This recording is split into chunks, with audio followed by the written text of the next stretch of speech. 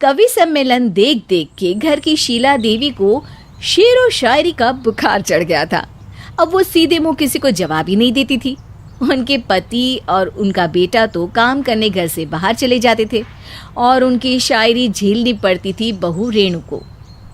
अब सास बोलती नहीं, अर्ज करती थी, संदूक पे रखी संदूक, संदूक में रखे झुमके, बहू झुमके निकाल के दे मेरे, कहाँ लगा रही है ठुमके।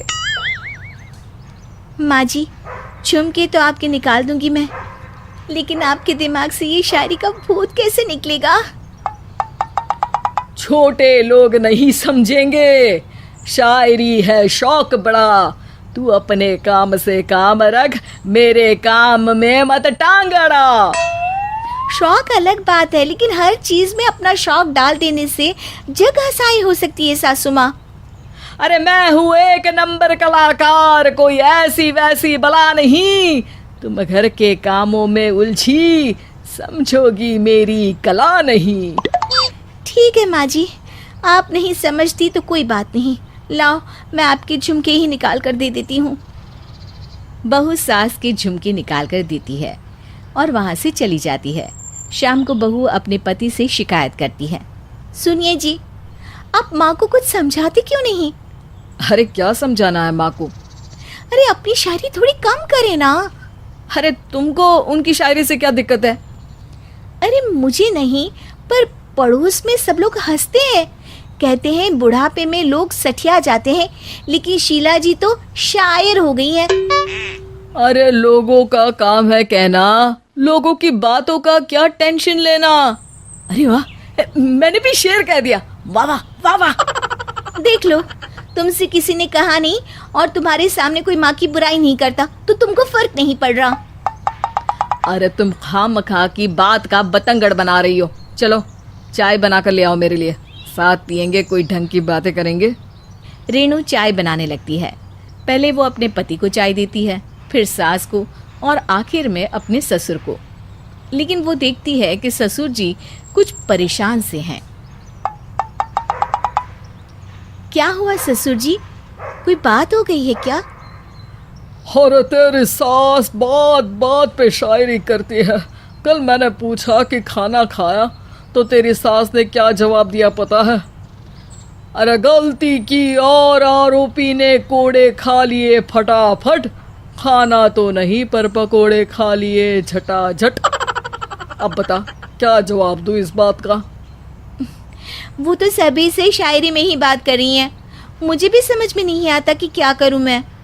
बेटा उसको उसी की भाषा में जवाब देना पड़ेगा, मैं तो आम बातचीत में भी उसके सामने कुछ नहीं बोल पाता, शायरी में क्या बोलूंगा भला। ससुर ने जैसे ही कहा कि उसको उसी की भाषा में जवाब देना पड़ेगा, बहू को ये बात जच गई। अगले ही दिन वो शायरी की कुछ किताबें लेकर आई और शायरी की प्रैक्टिस करने लगी ताकि सास को उन्हीं की भाषा में जवाब दे सके। उसने दिन रात एक कर दिए।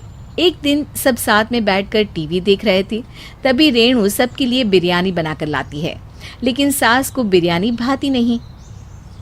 कौवा करता काऊ काऊ, चिड़िया बोलती ची ची, इतना खराब बिरयानी बनाई है कि मुंह से निकले छी छी।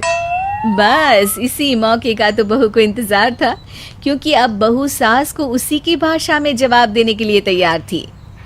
माँ जी हमको अपनी ये बेकार शायरी ना सुनाइए, जैसी भी बनी है बिरयानी चुपचाप खाइए। ससुर जी और रेणु के पति ने रेणु का जवाब सुनते ही जोर से ताली बजाई और सास ने जब रेणु का शायराना जवाब सुना तो उनके गले में बिरयानी अटक गई। बहू ने एक और शायरी का तीर छोड़ा। शायरी में बहू के सामने सास हो जाएगी ढेर, क्योंकि सास मारेंगी एक शेर तो बहू मारेगी 1.25 शेर। सास को छोड़ के सब वाह वाह करने लगते हैं। आज पहली बार सास को नहले पे दहला मिला था और रेणु ने सास का मुंह चुप करा दिया था।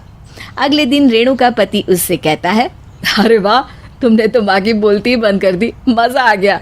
अब मेरे लिए कुछ बना दो, खाकर मैं काम पर चला जाऊं। शायरी ही है मेरा जीवन, वही करूँगी जी भर के। नौकरानी रख लो कोई, काम नहीं करूँगी मैं घर के। अरे तुम क्या माँ जैसी हरकतें करने लगी, सीधे सीधे बात करो ना। हो गई कल शायरी, रोज थोड़ी ना करोगी। शीशी भरी गुलाब की पत्थर पे फोड़ दो, जो मुझे शायरी से रोके उसके कान मरोड़ दो। पति घबराकर वहां से चला जाता है और बाहर उसके पिताजी के पास जाकर बैठ जाता है। दोनों अपनी बीवियों की शायरी से परेशान है। ससुर को पछतावा होता है कि क्यों उसने बहू को सास की भाषा में ही जवाब देने का आइडिया दिया। अब तो घर में दो दो शायर हैं।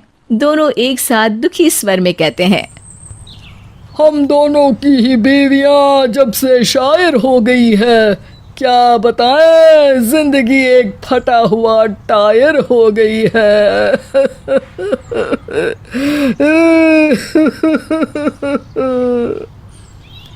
हम दोनों की ही बीवियां जब से शायर हो गई है, क्या बताएं जिंदगी एक फटा हुआ टायर हो गई है।